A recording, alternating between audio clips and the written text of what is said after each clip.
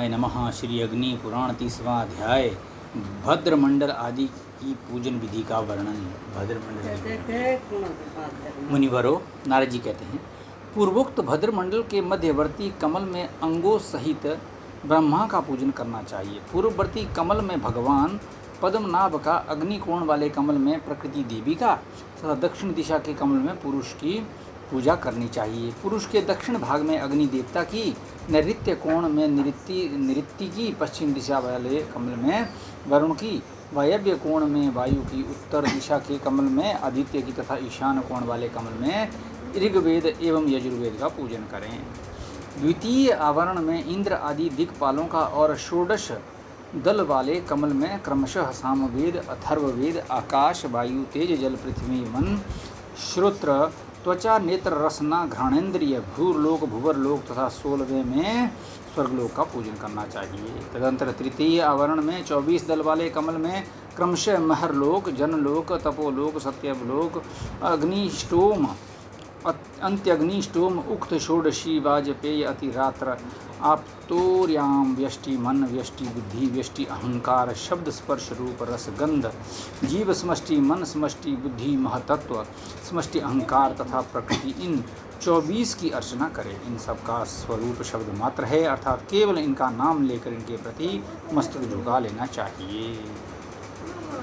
इनकी पूजा में इनके स्वरूप का चिंतन अनावश्यक है। 25वें अध्याय में कथित वासुदेव आदि 9 मूर्ति, 10 विध प्राण, मन, बुद्धि, अहंकार, वायु और उपस्थ, क्षुत्र, त्वचा, नेत्र, रसना, घ्राण, वाक, पाणी और पाद, इन 32 वस्तुओं की 32 दल वाले कमल में अर्चना करनी चाहिए। चौथे आवरण के देवता हैं। उक्त आवरण में इनका सांग एवं सपरिवार पूजन होना चाहिए। तदंतर बाह्य आवरण में वायु और उपस्थ की पूजा करके 12 मासों के 12 अधिपतियों का तथा पुरुषोत्तम आदि 26 तत्वों का यजन करे। उनमें से जो मासाधिपति है उनका चक्राब्ज में क्रमशः पूजन करना चाहिए। 8, 6, 5 या 4 प्रकृतियों का यह भी पूजन वहीं करना चाहिए। तदंतर लिखित मंडल में विभिन्न रंगों के चूर्ण डालने का विधान है। कहाँ किस रंग के चूर्ण का उपयोग है ये सुनो। कमल की कर्णिका पीले रंग की होनी चाहिए। समस्त रेखाएं बराबर और श्वेत रंग की रहें। 2 हाथ के मंडल में रेखाएं अंगूठे के बराबर मोटी होनी चाहिए। 1 हाथ के मंडल में उनकी मोटाई आधे अंगूठे के समान रखनी चाहिए। रेखाएं श्वेत बनाई जाएं। कमल को श्वेत रंग से, संधियों को काले या श्याम रंग से रंगना चाहिए। केसर लाल पीले रंग के हों। कोणगत कोष्ठों को लाल रंग के चूर्ण से भरना चाहिए। स्मेल आ गई चाहिए। इस प्रकार योग पीठ को सभी तरह के रंगों से यथेष्ट विभूषित करना चाहिए। लता, वल्लरियों और पत्तों आदि से विधि की शोभा बढ़ावे। पीठ के द्वार को श्वेत रंग से सजावे और शोभा स्थानों को लाल रंग के चूर्ण से भरे। उपशोभाओं को नीले रंग से विभूषित करे। कोणों के शंखों को श्वेत चित्रित करे। ये भद्र मंडल में रंग भरने वाली बात बताई गई है। अन्य मंडलों में भी इसी तरह विविध रंगों के चूर्ण भरने चाहिए। त्रिकोण मंडल को श्वेत, रक्त और कृष्ण रंग से अलंकृत करें। द्विकोण को लाल और पीले रंग से रंगें। चक्राब्ज में जो नाभि स्थान है उसे कृष्ण रंग के चूर्ण से विभूषित करें। चक्राब्ज के औरों को पीले और लाल से रंगें।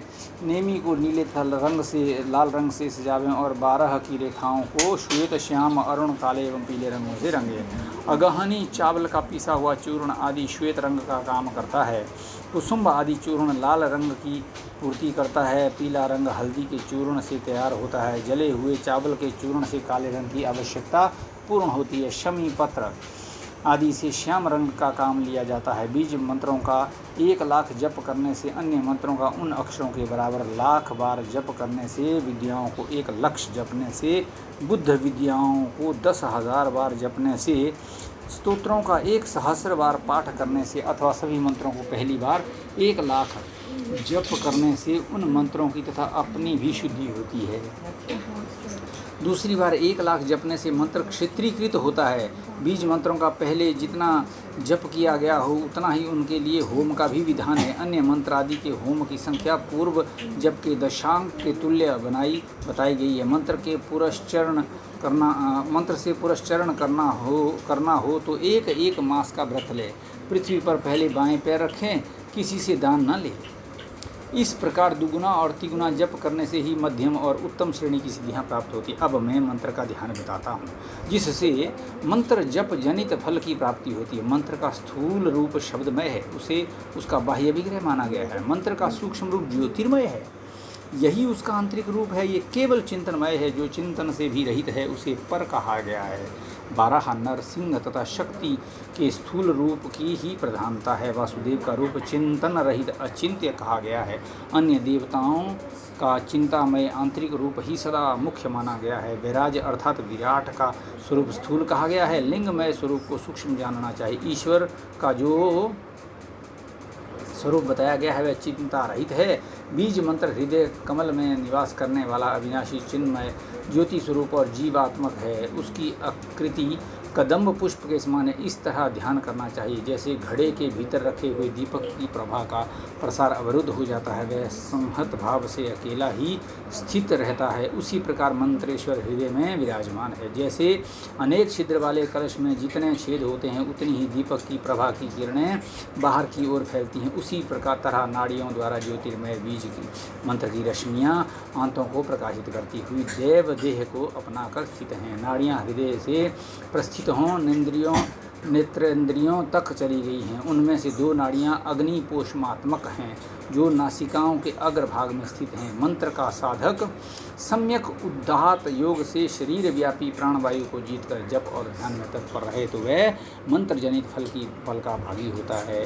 पंचभूत मात्राओं की शुद्धि करके योगाभ्यास करने वाला साधक यदि सकाम हो तो अणिमा आदि सिद्धियों को पाता है, और यदि विरक्त हो तो उन सिद्धियों को लांघ कर चिन्मय स्वरूप में स्थित हो भूत मात्र से तथा इंद्रिय रूपी ग्रह से सर्वथा मुक्त हो जाता है। इस प्रकार आदि अग्नि महापुराण भद्र मंडल आदि विधि कथन नामक 30वां अध्याय पूरा हुआ। ओम अग्निदेवा अग्नि पुराण।